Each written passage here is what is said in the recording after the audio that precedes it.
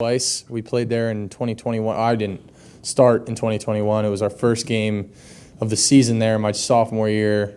We played Stanford, and then obviously we played in the Big 12 championship down there. And yeah, man, it's a fun place to play. I've got some fond memories there. Yeah, and it's fun. It is nice to be able to go somewhere that you've played in before, and I think a lot of people on this team have played in that stadium, and I think they have some not so fond memories there. So we want to flip the script on that. Did you watch that game last year? I did. Yeah. That was a pivotal game for you because that hadn't happened in the Missouri game I was talking about. Yeah. How intently were you watching? I was watching. Yeah, no, I was tuned in, man. I was.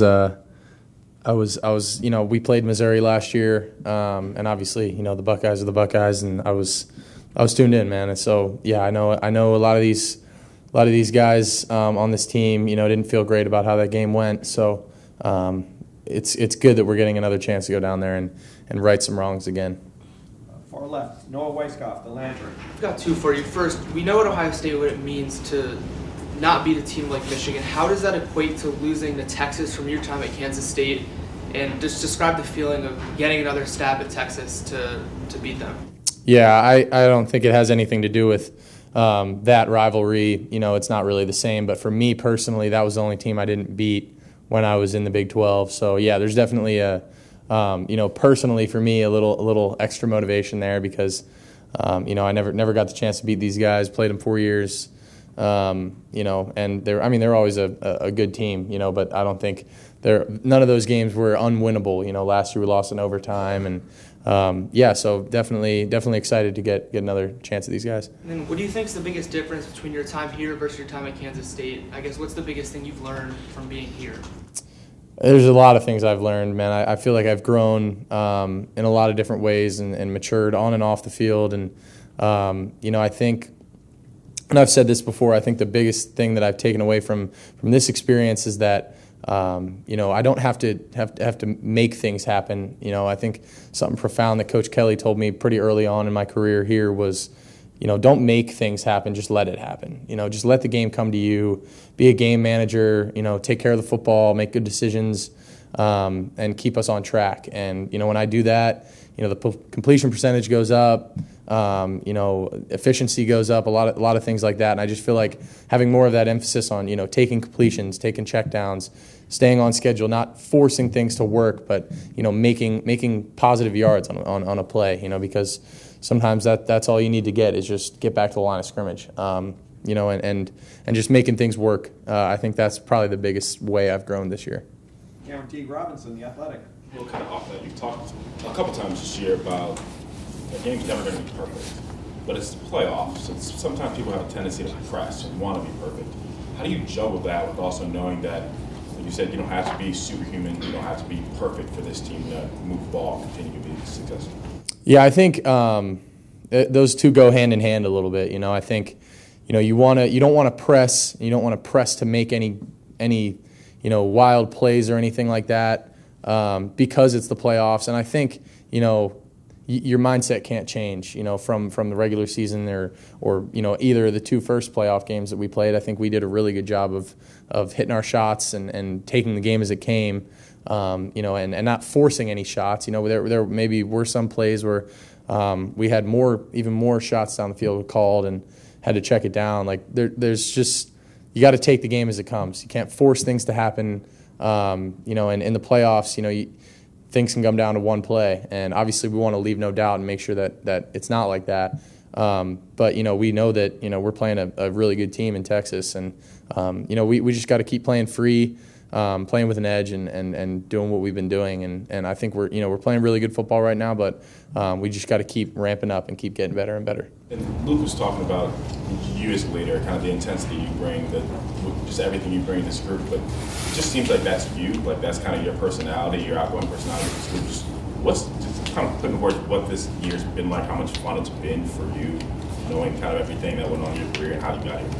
Yeah, man, it's been a lot of fun. It's been a blast. I mean, the guys here on the team, they've taken me in, man, and love me for me, and because sometimes I'm unapologetically myself, and You know, I don't know if that rubs some people the wrong way sometimes, but you know, I'm me, and you know, I'm gonna try and have fun and you know, keep things light at times, but also, you know, be super intense, and I'm one competitive, you know, son of a gun, so I'm gonna make sure that you know, we're making every opportunity we can to go out there and compete. You know, I love, so I just being here, man, it's been a blessing for me in more than one way, and you know, I've been able to have fun, you know, on one of the biggest stages and kind of be myself and let people see that, and I think that's one of the best parts of this, and you know, I just appreciate these guys here for putting up with me and loving me for me.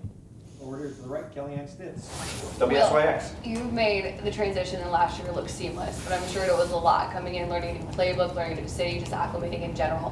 Who would you identify as your support system, and how have you leaned on them in this past year at Ohio State? Yeah, that's a good question. I mean, you know, my support system always is my family, and I lean on them for, you know, a ton of different stuff. And you know, when I originally went out to Kansas State, you know, as an 18, 19-year-old kid, you know, my mom came out there a lot. My dad, you know, they helped me a ton when I was transitioning there. And here it was different. You know, I'm older now. I can kind of be on my own a little more. But for me, it was more, you know, acclimating to the team.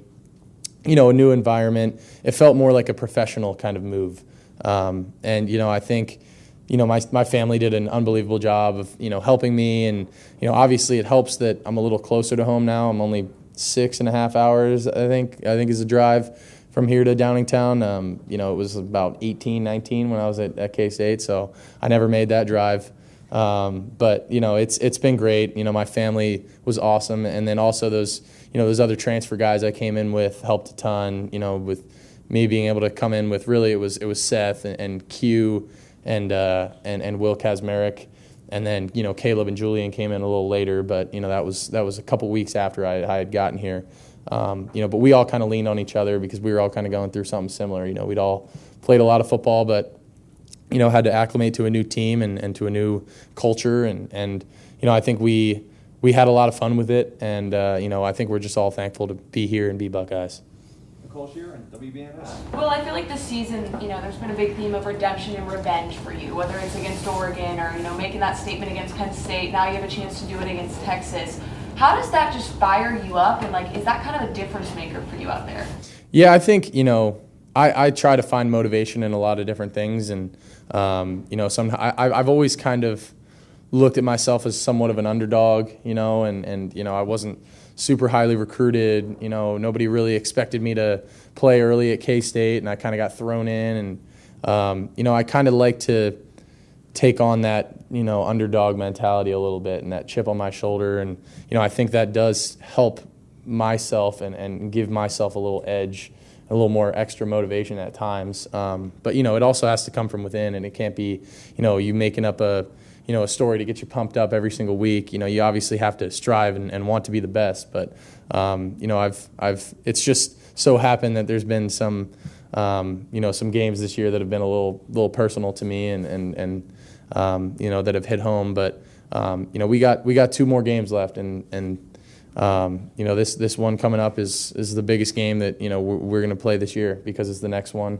and because, I mean, there's 4 teams left, and you know, we know Texas is a heck of a football team, and you know, I played them for 4 years and wasn't able to beat them. I mean, they're a good squad, so we're going to have to be on our stuff, and you know, I'm just excited and thankful to be here, and you know, I'm ready for the challenge. We're going to take a couple more in Columbus and then head on to the Zoom, and we'll finish up here in Columbus.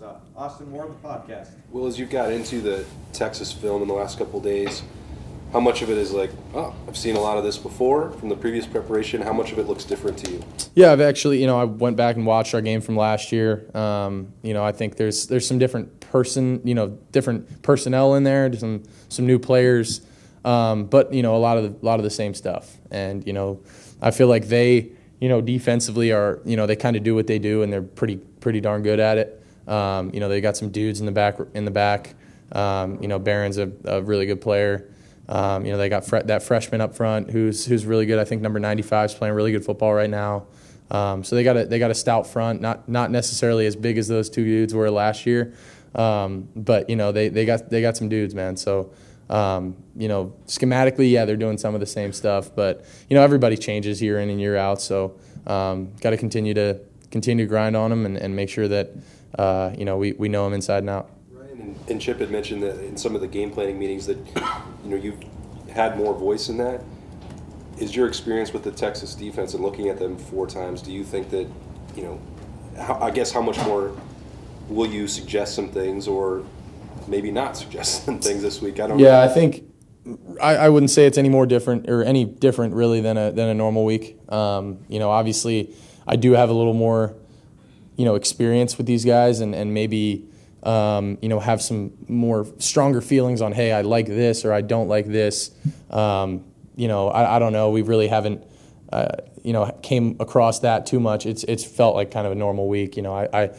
I have felt more involved in the game planning process, and they want to make sure that they're running plays that I like, and vice versa. I want to make sure that I'm running them the right way, and so we all got to be on the same page. So I try to get in there as much as I can, and it's been so good for me, for my development and my just knowledge of the game, just to be around great minds like them all the time. Rob Aller, Columbus Dispatch. Yeah, well, you played a lot of football. You've seen a lot of postseason formats. Does this already feel like a really long season? Yeah, kind of. It's a little bit, but I knew it. We all knew this was the format, and we all understood that we were going to be playing football, until January 20th. If we make it this far, and we obviously expected to be here, and we're not going to sit here and say we're not proud of the fact that we are here, because there's only 4 teams practicing this week, so we are proud of it, but that doesn't mean anything yet. We still haven't done anything yet. We still have 2 more games to win before we can really say we did anything. When you're in practice and JT and Jack are coming off the edge, do you see the fire in their eyes even in practice? Like, oh yeah, 100%. I've seen the edge in those guys the last couple weeks, man. And me and Jack talk to each other a lot. Just like after practice, like how was it? How was it over there? Was the energy up today? Were you getting guys going? And Jack's such a good leader over there too. And JT's doing the same thing. He's keeping those guys going. Talking some mess if he needs to. Those guys are awesome, man. So I think the way that we've practiced the last 2 weeks has propelled us to perform the way we have on the field. So we need to continue to practice the way that we've been practicing and having that same edge out there. All right, Scotty, we'll let you take it away for a few Zoom calls. Yes, sir. First one's going to come from Danny Davis. Danny, go ahead. Hey, Will, from what you've seen on film and also what you remember last year, what are your impressions of not only Jade, but the other cornerbacks, Manny Muhammad, Gavin Holmes, over there at Texas? Yeah, I think they're really athletic. They're big. They're good. I mean, they're good players. They're instinctual. You can tell that they go against a really good offense every single day, and there's certain things that they're pretty good at that they probably see a lot from Quinn and their offense. But I think overall, man, they got some good players, but we got some pretty good players too. So I'm excited to see the matchup, man. It's I think they're more of a zone operation. Want to stay on top of some stuff, but I'm looking forward to it. I think they have a great secondary, and those dudes have had a hell of a year. So we wouldn't want it any differently than going up against the best. So I'm excited. Next question is going to come from Stephen Means. Go ahead. Well, statistically, Texas has the best pass defense in the country, 5.5 yards per attempt. You just mentioned that they're a kind of a zone operation. From a schematic standpoint, and what you've seen, how do they test a quarterback's eyes that's allowed them to be performing at the level they performed this year? I think they try to bait you into doing things, and I think they try to bait you into pushing the ball into tight windows, and you got to be smart. Playing a defense like this, you have to know when to take those shots and when not to, and when to be smart with it. And, there's cavities, there's creases in it, but you just have to find them and be patient with it and not force it to happen, because those guys react quick, and they break on balls well, especially at the corner position. I think their safeties are really, really physical, really good players. So, yeah, man, it's going to be a challenge. May have to be a little more patient at the quarterback position at times, and not just trying to force things, but like I said, taking the game as it comes. Our next question is going to come from Michael Cohen. Go ahead. Hey, Will, when Ryan Day spoke on Friday, he mentioned that for him personally, at this time of the year, he's been able to be a little bit more involved in the X's and O's and the nitty-gritty than maybe he was at other times of the year when there's other responsibilities on modern college football coaches. To what degree maybe can you draw a connection between his increased involvement and some of the explosive passing gains that we've seen the last couple of weeks? Yeah, man, he's definitely been more involved in the game planning process. Obviously, you take out some of the BS that he has to deal with as, the changing nature of college football. He's more of sometimes a general manager, in the off season and even in the early season than being a head coach. But, I feel like now with the playoffs and, having 10 days between each game, we're really able to refine our game plan, get in there and really find what we like. And I think it's been really positive for us these last 2 weeks, and we just I'm excited, to see what we draw up this week and hopefully do the same thing. Our next one is going to come from Donovan Bridgeforth. Hey, Will, Donovan Bridgeforth, TXA and 24 News. I know as a unit, you guys are focused on the many ways the Longhorns may attack you guys, but if there's one player on their defense that you studied the most in your preparation for this game, who is that player and how have they altered your preparation as it went this week? That's a good question. I don't think there's ever one guy that I sit there and just watch a ton of. I try to watch all of them equally because they're all out there. I think number 7 I'm definitely keeping a close eye on. I mean, the numbers speak for themselves. I mean, he won the Thorpe Award. He's a hell of a player. I'm definitely watching him. I think 11's pretty disruptive up front.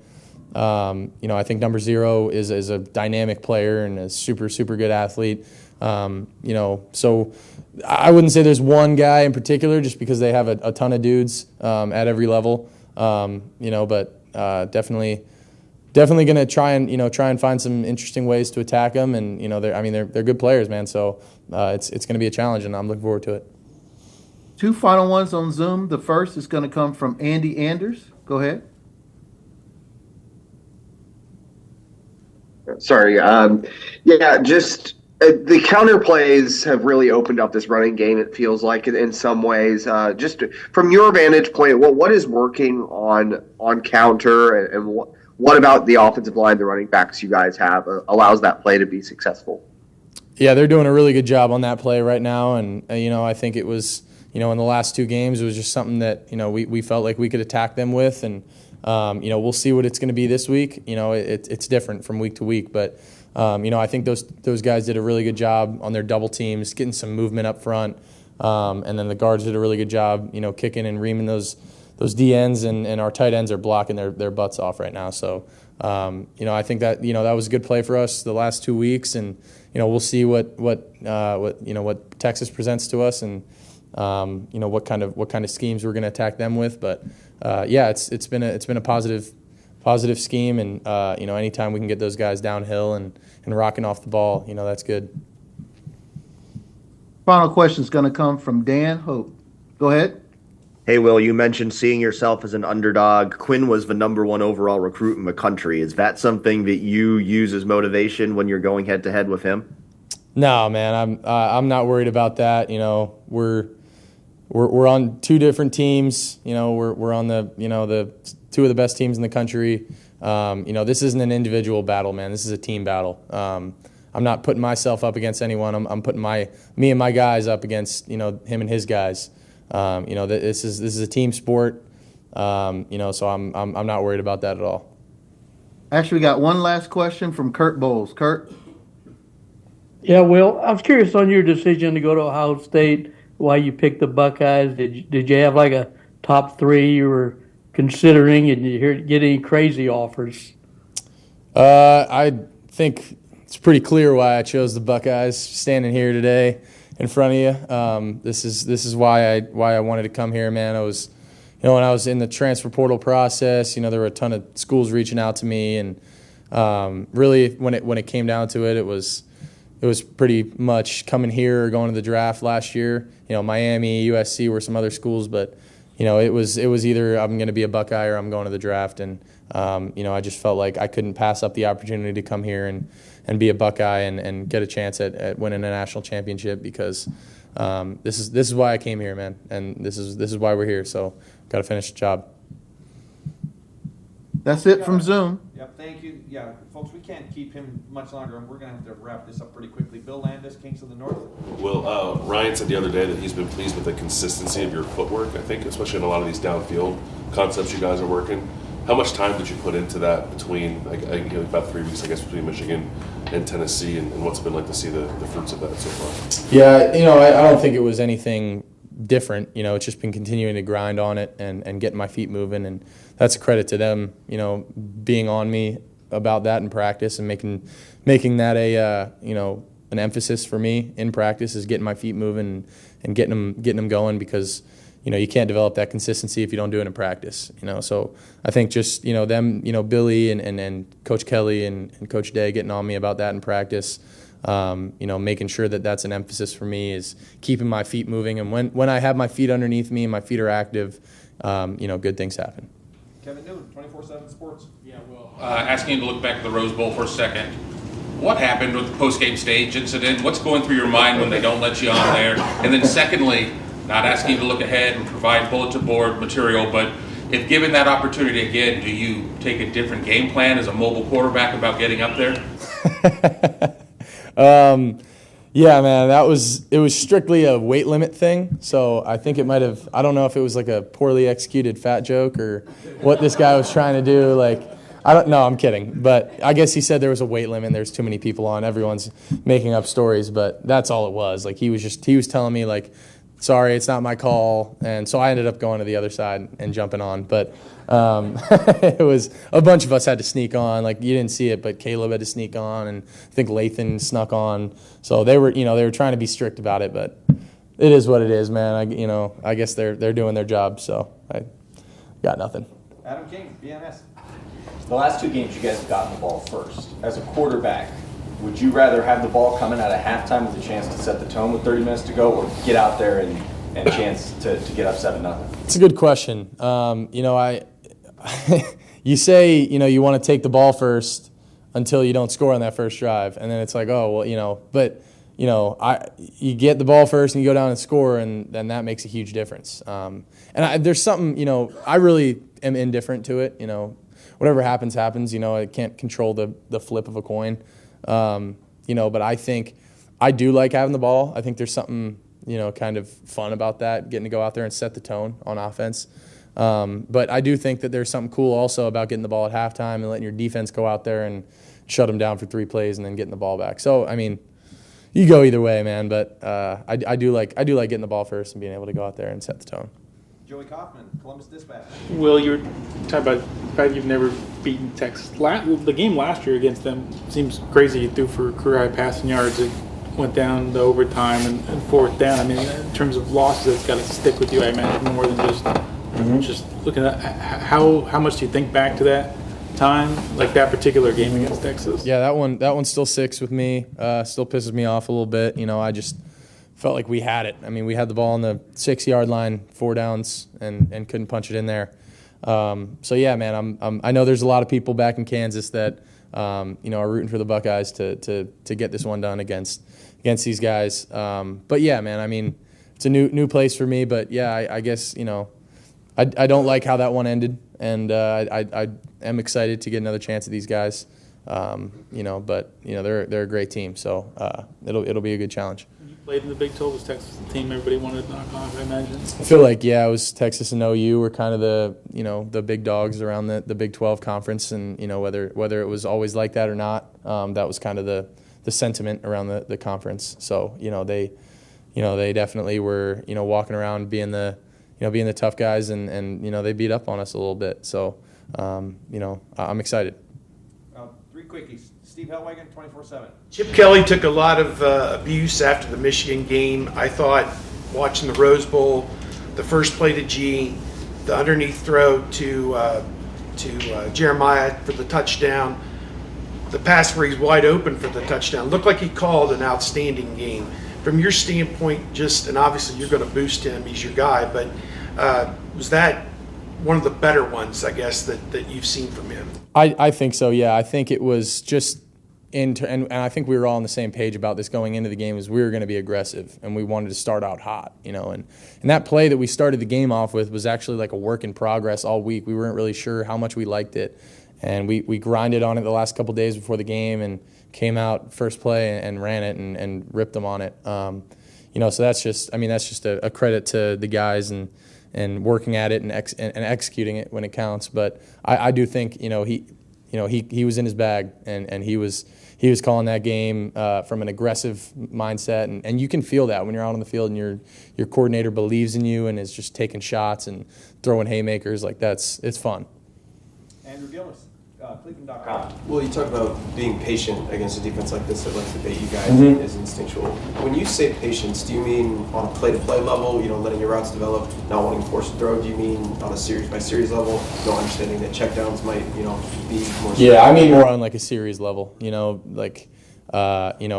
may go out there on a play and you call a shot on first down and it's not the right coverage, or they drop out of there and it's they're over top of everything. You got to check it down, and you can't be discouraged with that, because there's been multiple times this year where I've thrown checkdowns for 20, 30 yards, and those are good plays. You can't get discouraged with that. It's just keeping the game on schedule and staying ahead of the sticks. And final questions, Tim May, podcast, Letterman Row. Whatever. I asked you this a little bit before the game when I told you Justin Fry, I would think it's almost like a major award. He said the way you stepped up in the leadership situation after Seth McLaughlin went down in the practice, he said it was so huge for that offensive line and stuff. What do you see from this group now as you guys head into game 3? Will? The O-line? Yeah, the O-line, the way it has taken these punches and kept coming back. I mean, what impresses you most, I guess, about that group? Yeah, man, their resilience, and I'm just really, really proud of the way that they've bounced back and not listened to the critics and gone out there and prove themselves against some really, really good fronts. And they got another challenge coming up with Texas. I'm excited. I know they're excited, for this opportunity. But they played really good football these last 2 games, and when they're on their stuff, man, and when they're playing with confidence, they're really, really hard to stop. And we just got to keep staying on those guys and saying, man, I mean, you're playing some damn good football. We need them to continue to grind and be those dudes that they are, because when we're clicking, I mean, those guys are we're running behind them all the way. Great. Will, thank you very much. Thanks, guys. Go Bucks.